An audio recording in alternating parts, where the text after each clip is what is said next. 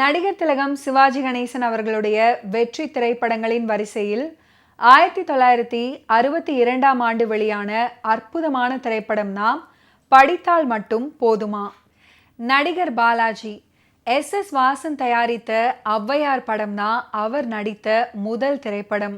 இயக்குனர் ஸ்ரீதரின் போலீஸ்காரன் மகள், பீம்சிங்கின் படித்தால் மட்டும் போதுமா, ஆர் பந்துலுவின் பலே பாண்டியா உள்ளிட்ட பல படங்களில் நடிச்சிருக்கிறாரு. தில்லானா மோகனாம்பாள் மைனர் கேரக்டரில் முதல் பாதியில் ரசிகர்களால் வெறுக்கப்படும் மனிதராக வந்து பின்னர் திருந்தி கண்ணியமான கணவனாவார். அந்த ரசமாற்றம் இயல்பாக அரங்கேறும். பட்டணத்தில் பூதம் வில்லன் கேரக்டரில் தோல் குலுக்குகிற மேனரிசத்துலையும் அசத்தி இருப்பார்.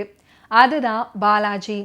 தயாரிப்பு நிர்வாகியாக வேலை பார்த்தவருக்கு நடிப்பை விட பட தயாரிப்பு மீதுதான் அதிக விருப்பம்.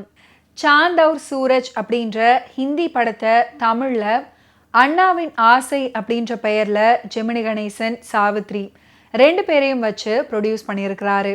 இதுதான் பாலாஜி ப்ரொடியூஸ் பண்ண முதல் திரைப்படம். அடுத்தடுத்து படங்கள் தயாரிப்பதில் முனைந்தார். நடிகர் திலகம் சிவாஜி அவர்களுக்கு சினிமாக்குள்ளேயும் முக்கியமான ரசிகர்கள், வெறித்தனமான ரசிகர்கள் பலர் இருக்கிறாங்க. அப்படிப்பட்ட ரசிகர்களில் பாலாஜியும் ஒருவர். இன்னும் சொல்லப்போனால் சிவாஜி அவர்களுடைய நல்ல நண்பரும் கூட. ஹிந்தி படங்களின் மீது அப்படி ஒரு காதல் பாலாஜி அவர்களுக்கு.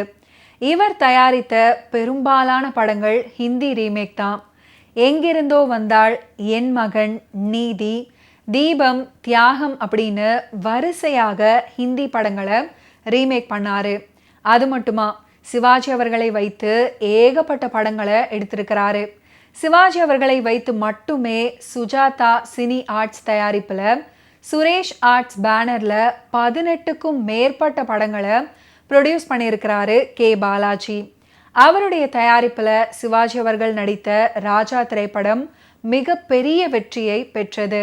எம்ஜிஆருடன் என் கடமை அப்படின்ற ஒரே ஒரு படத்தில் மட்டுமே நடிச்சிருக்கிறாரு பாலாஜி. சிவாஜி அவர்களை அதிகம் நேசித்தாலும் எம்ஜிஆரையும் பாலாஜிக்கு ரொம்பவே பிடிக்கும். தனது ஒவ்வொரு பிறந்த நாளின் போது அவர் இல்லத்துக்கு சென்று அவரை வணங்கி ஆசி பெற்று வருவதை வழக்கமாக கொண்டிருந்தாரு பாலாஜி. என்னை வைத்து எப்போ படம் தயாரிக்க போறீங்க அப்படின்னு பாலாஜி கிட்ட எம்ஜிஆர் அவர்கள் கேட்கும் போதெல்லாம் பண்ணிடுவோம் அப்படின்னு டிமிக்கி கொடுத்து சமாளிச்சுட்டு வந்தார். இறுதி வரை அவரை வைத்து ஒரு படத்தை கூட தயாரிக்கவில்லை பாலாஜி.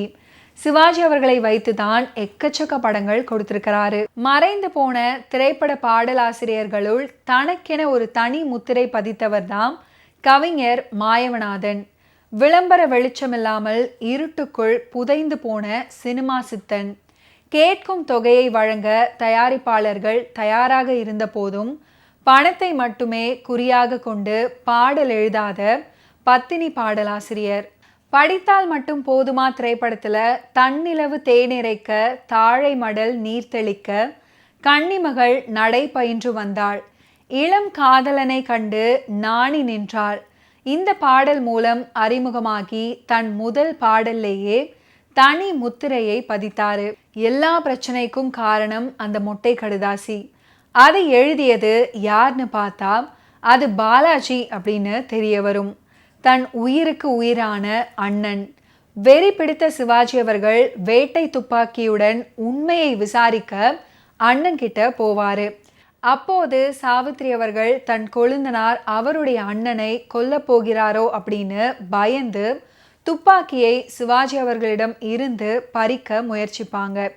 இப்படி இழுபறியில் இருக்கும்போது சாவித்ரி அவர்கள் தெரியாம ட்ரிகரை அழுத்திடுவாங்க. குண்டு பாலாஜி மேல் பாய்ந்து பாலாஜி இறந்து விடுவாரு.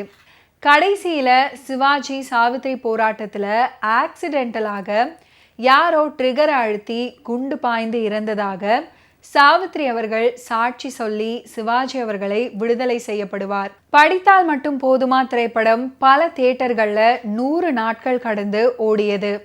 சென்னை மிட்லண்ட் தியேட்டரில் 105 நாட்கள், சென்னை பிராட்வே தியேட்டரில் 104 நாட்கள், மதுரை நியூ சினிமா தியேட்டரில் 112 நாட்கள், திருச்சி ராஜா தியேட்டரில் 105 நாட்கள், சேலம் ஓரியண்டல் தியேட்டரில் 100 நாட்கள், சென்னை சயானியில் 84 நாட்கள் மற்றும் தென்னகமெங்கும் பல அரங்குகளில் 50 நாட்கள் முதல் 70 நாட்கள் வரை ஓடி ஜெயக்கொடி நாட்டிய படித்தால் மட்டும் போதுமா ஒரு சூப்பர் ஹிட் காவியம். படத்தின் முடிவில் நீதிமன்ற காட்சியில் சாட்சி சொல்லும் சீதா தன் கணவனை கொன்றது கோபால் அப்படின்னு சொல்ல நினைத்து அதுக்கப்புறம் மீனாவும் அதனால் விதவையாக கூடும் அப்படின்னு ஒரு கணம் மனதில் எண்ணி தன் சாட்சியத்தை கூறும் காட்சியில் பீம்சிங்கின் டைரக்ஷன் திறமை பாராட்டும்படி அமைஞ்சிருக்கும். ஓகே வியூவர்ஸ், இன்னைக்கு நிகழ்ச்சியில் நடிகர் திலகம் சிவாஜி கணேசன் அவர்களுடைய ஃபிலிம் கெரியரில் நடந்த பல இன்ட்ரெஸ்டிங்கான விஷயங்களை நீங்கள் பார்த்து தெரிஞ்சிருப்பீங்க. மீண்டும் அடுத்தடுத்த எபிசோட்ஸில் சந்திப்போம். நன்றி, வணக்கம்.